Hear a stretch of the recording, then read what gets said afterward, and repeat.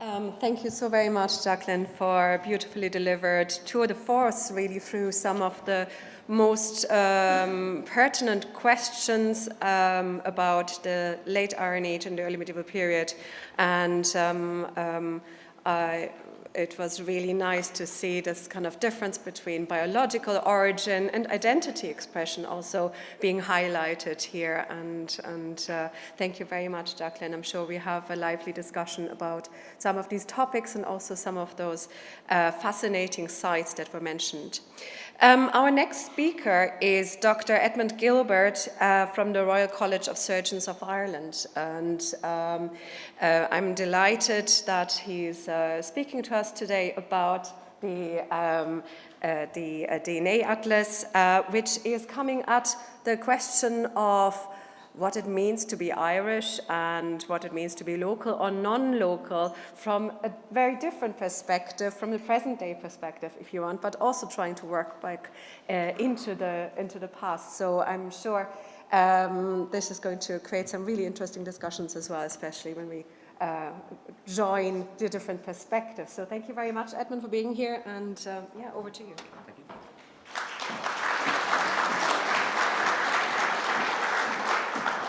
Thank you, and thank you to the organisers for inviting us to talk. It's nice to talk in a non-genetics environment for a while. So this is now for something completely different, essentially. So DNA is very useful to help us understand history. It provides some extra context. It helps contextualise. It doesn't provide answers. It doesn't tell us about how people think or how they act, but it does provide some additional evidence, which hopefully what we'll be going through is the way that we've been using the Irish DNA Atlas to understand both Irish history, and part of that history is the migration of people both into Ireland and outside of Ireland. So this is just a quick overview of just the general structure of how I've kind of tried to organize my thoughts on this. So I'm just going to very quickly talk about the genetics of migration, and then just talk about the Irish DNA Atlas itself as well. It's quite a unique, nice, really cool data set. That's one of the reasons I'm working in this field now. And then we'll just talk about ancient migrations as well. The Irish DNA Atlas is mostly a DNA atlas of modern DNA. So a lot of the insights that we'll be talking about today will be based on modern DNA. But of course, part of understanding ancient migrations or migrations in history is being able to look at the DNA of people that lived in those times as well. So we'll touch on that. And then the three major topics I wanted to talk about that we've been using the Irish DNA Atlas to understand is the links between Ireland and Scotland, and then the links between Ireland and the Viking migrationary period, and then some very recent work that we published this year based in Canada in North America.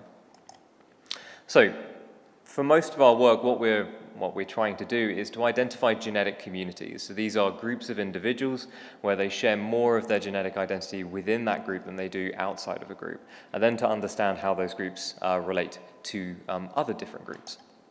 So, for example, we can take a load of participants from a research study, a DNA research study, and then we can start recording the genetic links between them. Some of people will share a lot more genetic material than others between other individuals, and that usually is a sign that they share common ancestors, or more recent common ancestors, than those individuals that they share very little DNA with, although still some DNA.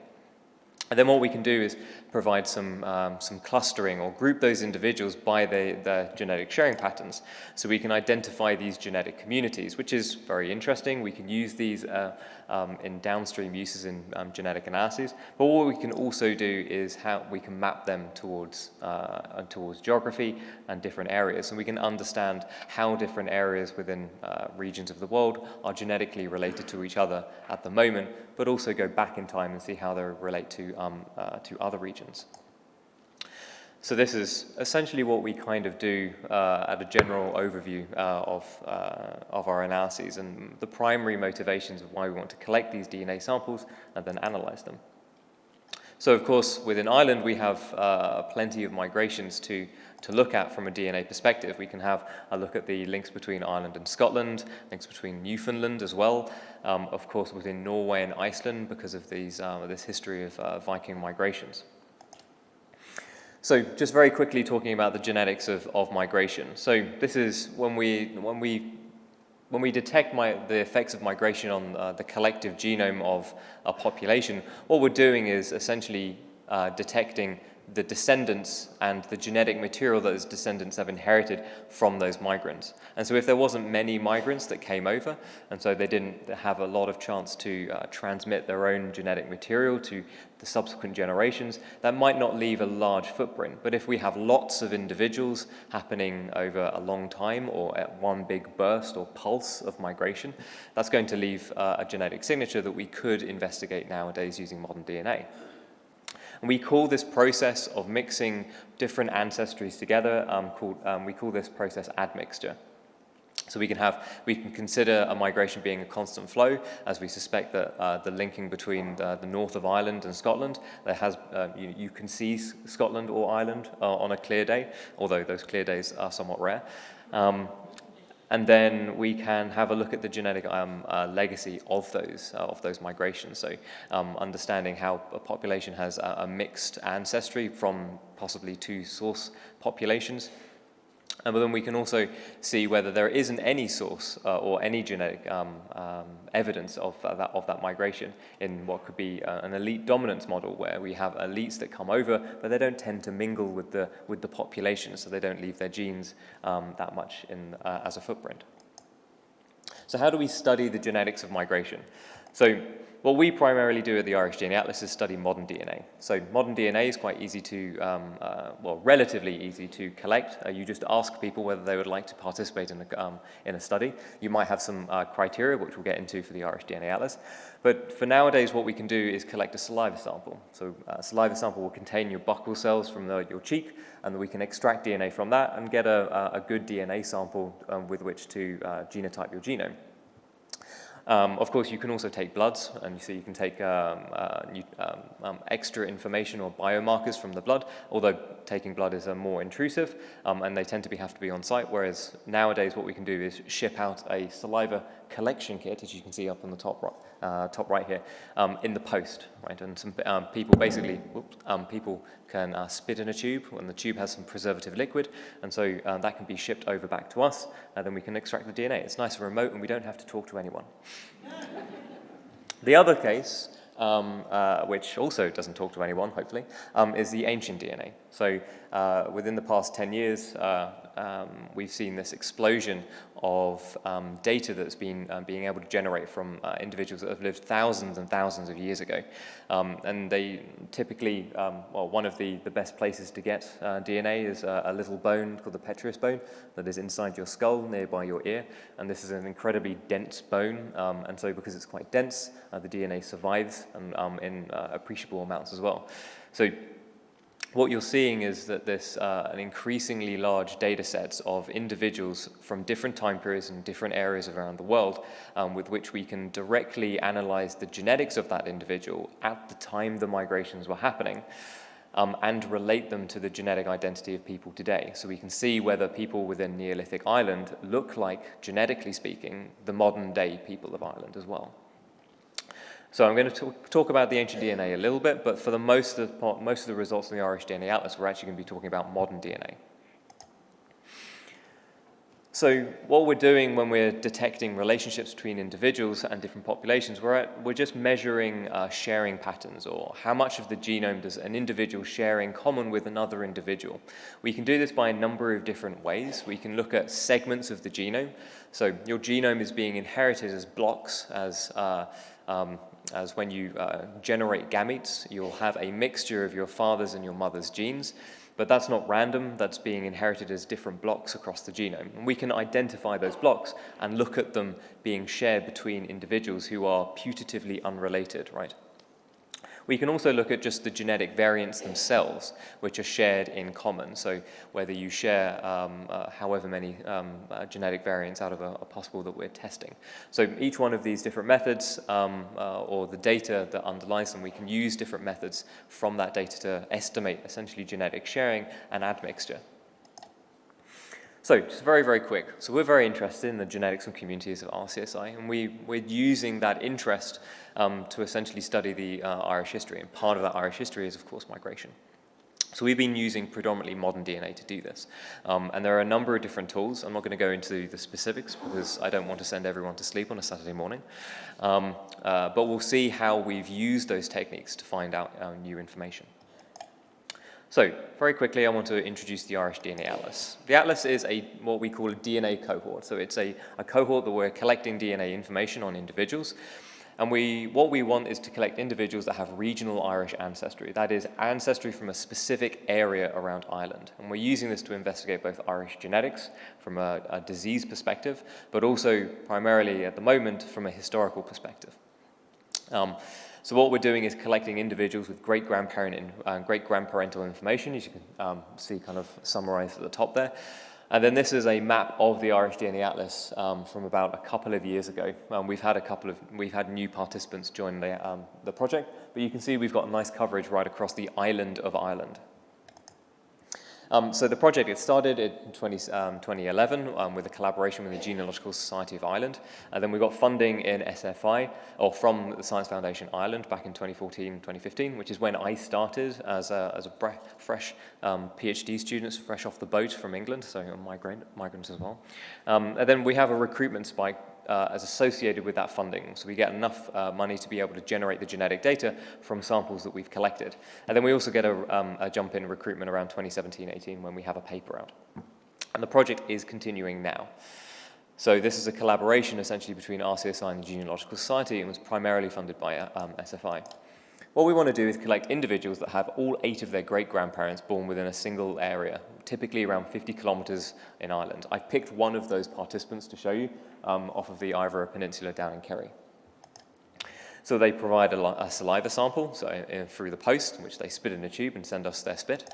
It's very nice. And then collectively, what that has is created a cohort of about 500 recruited samples to date. We've got genetic data known as SNP array genetic data, common variant data, which is the sort of data that you would generate as part of a family or an ancestry kit if you send it to Family Tree DNA or 23andMe, that sort of test. We're actually generating some new data at the moment, and we also have some data on whole genome sequences of these individuals. We have quite a lot of genetic data at the moment. We've also got a wealth of genealogical data due to this collaboration with GSI. So we have, for each individual and their previous 3 generations, we have their birthplaces. We have the area between those great-grandparents. So we recruit below 50 kilometers, but actually when we started recruiting, the criteria was 30 kilometers. So you can see the distribution is actually centered around 30 at the moment.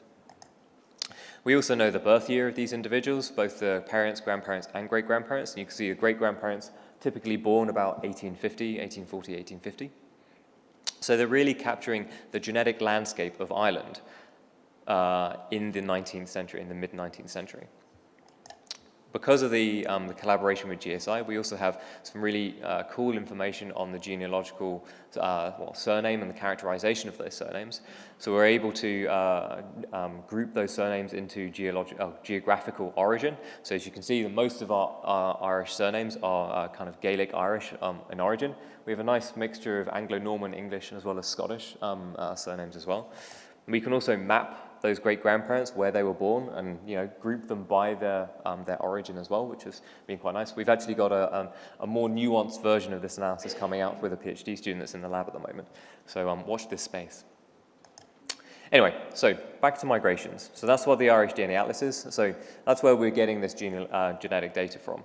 So what I wanted to do very quickly is provide some pre-Atlas or some insights into the migration history prior to the periods that we've been studying.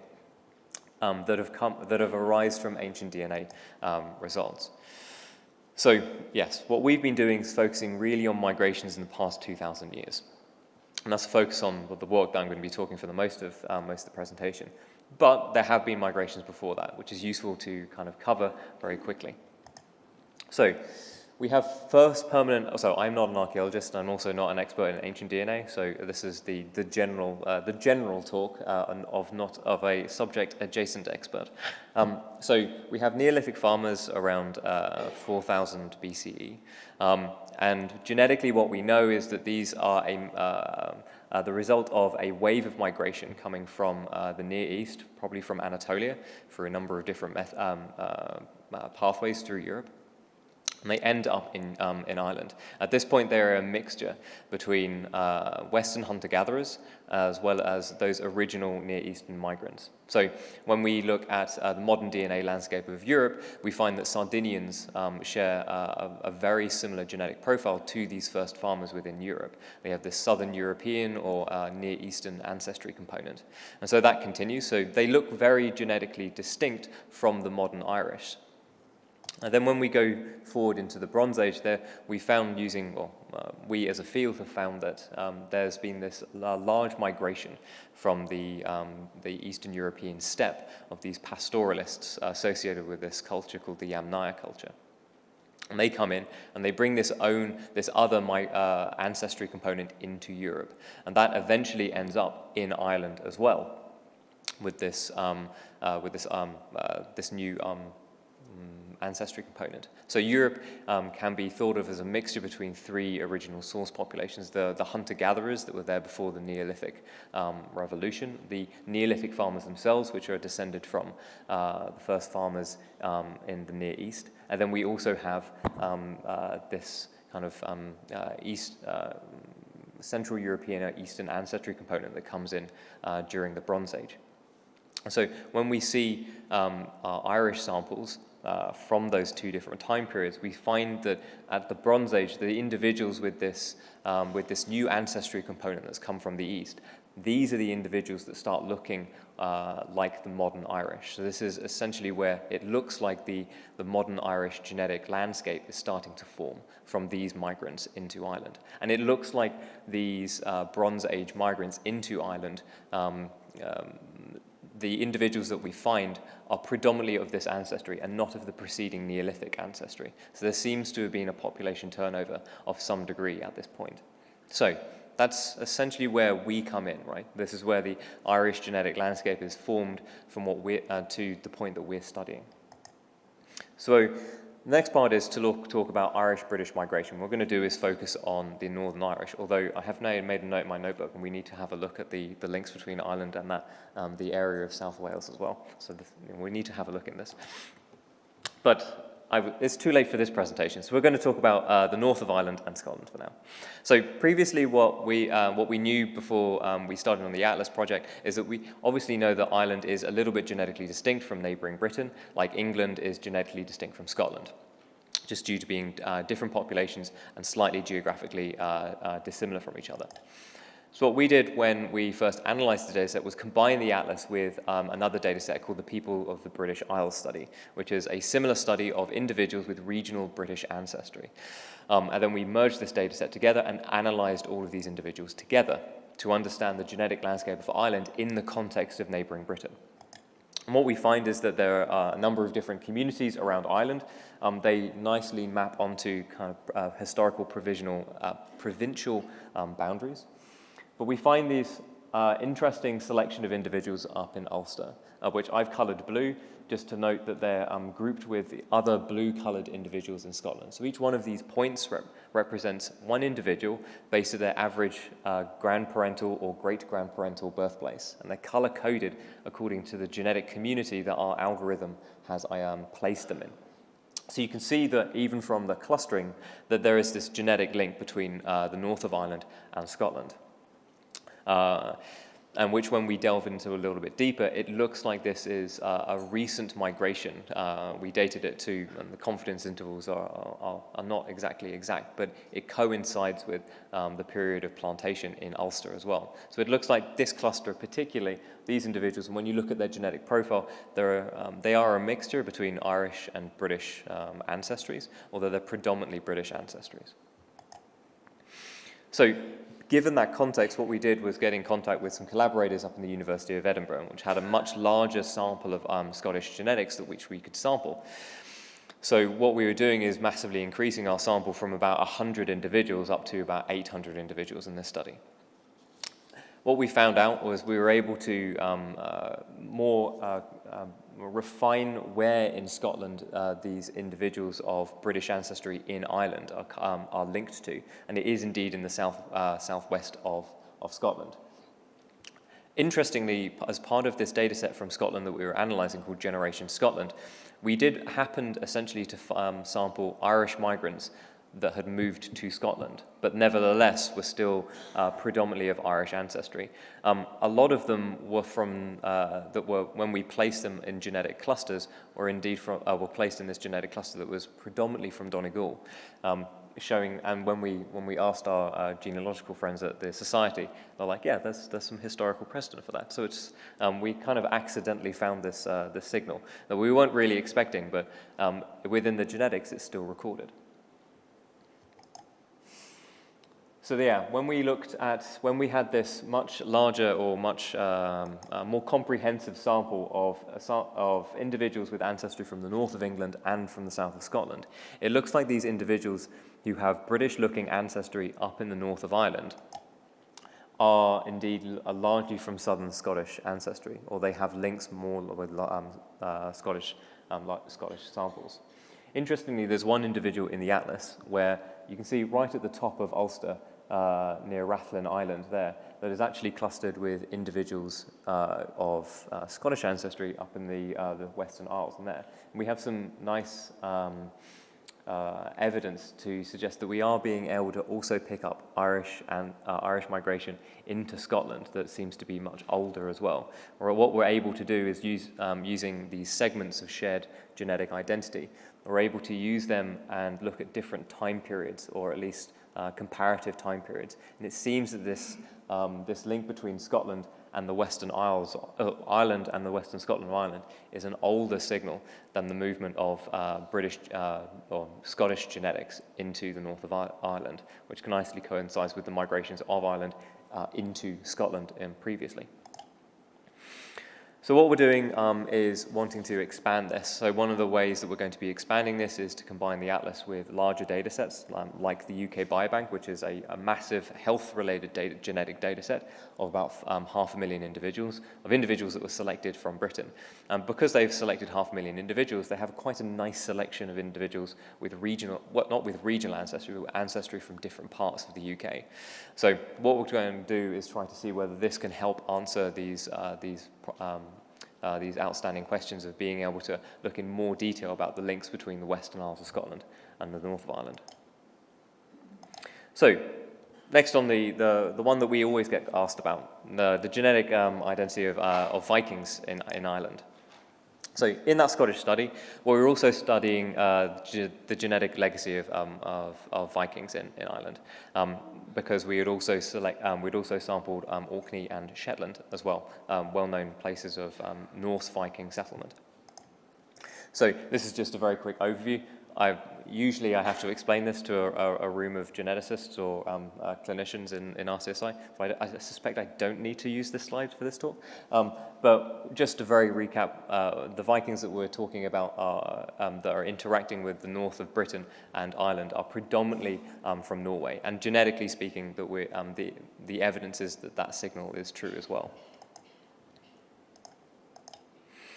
So very early days when we looked, when researchers in TCD looked at Y chromosomes, they took individuals with Norse-looking surnames and then looked at their Y chromosomes, but didn't find an enrichment of Norse-looking Y chromosomes in males that carry Norse-looking surnames. So that was some sort of evidence to suggest that maybe the genetic legacy or the genetic footprints of Norse settlement in Ireland are quite small. Our work in 2017 suggested that there was actually some amount of Norse Viking ancestry in Ireland, about 15 to 20%. Now, for reasons that we'll get into in a minute, that seems to be an overestimation. And we looked at using a different methodology that was a little bit more nuanced with different reference samples.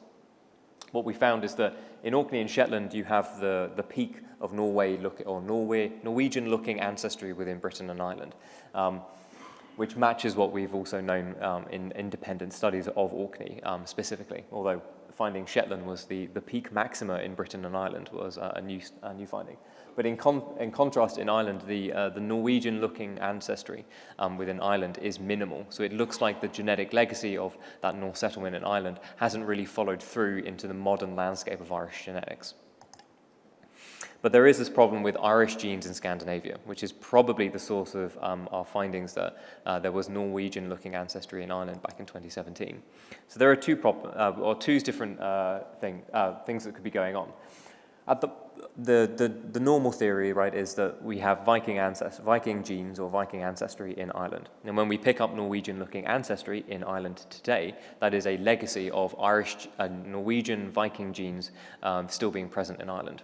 But the problem is, you could also have Irish slaves being brought over, or Irish Viking migrants going over to Norway and living the life over there. And so modern Norwegians may have Irish ancestry. So if we compare modern Norwegians to Ireland, what you'll find, if the bottom model is true, that you'll see this enrichment of Norwegian-looking ancestry in Ireland. So in this collaboration with some researchers in Iceland and Norway, basically the bottom looks to be true. So this is a plot of Irish-looking ancestry across different time periods, across different areas within Scandinavia. And we're just going to focus on Norway towards the right. So samples are, within each of these kind of dotted box, samples are organized as by date. And you can see that, on the y-axis, as the estimate goes up, that is the estimate of Irish or Scottish-looking ancestry. And you can see basically post the Viking age, there is this pulse of Scottish or Irish-looking ancestry within areas within Norway. And then it kind of tapers off, but most importantly, within present-day Norway still has a higher estimate of Irish or Scottish-looking ancestry than pre-Viking Norway does. So it looks like there are Irish genes and Irish migrationary genes in Scandinavia today. So, and the last piece of this kind of Viking puzzle is Ireland and Iceland. So this again is a result of collaboration with collaborators in Iceland with Decode. And so what the Irish DNA Atlas was able to provide was valuable Irish references to compare the first migrants into Iceland to. So researchers at Decode put together this combined data set of Irish and British references as well as Scandinavian references, and then place ancient DNA taken from the first settlers of Iceland onto that variation. And that's what you can see on this X and Y scatter graph here. In colors, dots are modern samples from either Scandinavia, Iceland, or Britain and Ireland. But in those, in the black or white dots are these ancient samples, and what they're being is projected onto the modern variation. And you can see that there are first migrants in Iceland that look Irish or look British in ancestry, as well as a mixture of individuals that look Scandinavian as well. And so this shows that some of the first settlers indeed were Irish in Iceland, although it doesn't seem to be the case that it's 100% male Norse and 100% female Gaelic or female Scottish or Irish. So we've learned something about the movement of Irish genes or movement of genes into Ireland around the Viking migrationary period. What we wanted to also kind of look at is where in Ireland are these people that ended up in Iceland? Where are they from? If we look at the modern day areas around Ireland, are there areas of Ireland today that look like the common descendants of those first migrants?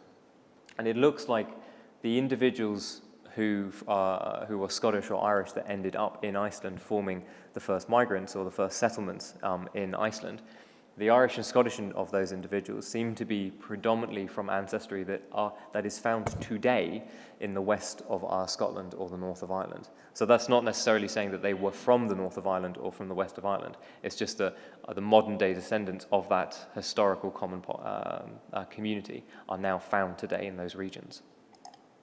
So for now, I'm going to quickly end up with talking about our most recent work looking at a diasporic Irish population in Newfoundland in Canada. So this is a result of collaboration between a genomics company called Sequence Bioinformatics based in Canada. And what we're doing is investigating the genetics of Newfoundland. So we know that the Newfoundland or the European settlement of Newfoundland was predominantly driven by English and Irish settlers in the late 1700s and early 1800s. Predominantly by fishermen that were coming over there with their families. So what we did was first of all look at the genetics of Newfoundland. So we took individuals with ancestry from specific areas around the island of Newfoundland, as well as some individuals from the mainland and Labrador, but it was primarily from the island of Newfoundland. And then we clustered those individuals, as we always love to cluster genetic data sets, finding this tree or the dendrogram, organizing those clusters by their groups. So you can see that there's a group of 3 clusters at the top that are grouped together, and they're from a place called the Avalon Peninsula in Newfoundland. And then we've got blue clusters from the south coast, and then a mixture of clusters essentially from bays up on the northeast of the island. We can find out that of the Avalon Peninsula clusters, they are predominantly of individuals who self-identify as coming from a Catholic background rather than a Protestant background. So i.e. that the idea is that our English migrants that are coming over are probably of a Protestant background, and the Irish fishermen that are coming over are predominantly from a Catholic background. So we can see that there's a hint of English versus Irish ancestry in these communities that we're detecting using modern day DNA samples. So even though it's only been 5 or 10 generations, it looks like these communities are still largely sticking to these historical groups.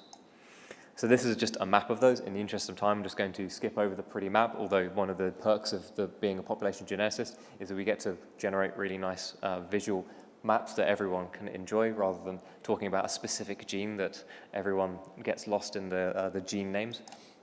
So the main question that we wanted to ask was, okay, so where in Ireland is this Irish ancestry coming from, and where is it found within Newfoundland itself? So what we did was basically model the European descendants of the settlers within Newfoundland as a mixture of different Irish and British regions. So this is a nice use of those clusters that we've previously identified. So what we can find out is that the Newfoundland individuals from the south coast and the Avalon Peninsula in general are a mixture predominantly of Irish ancestry, genetically speaking, and that matches the self-reported Catholic background, as well as the English the other clusters are a mixture predominantly of English ancestry.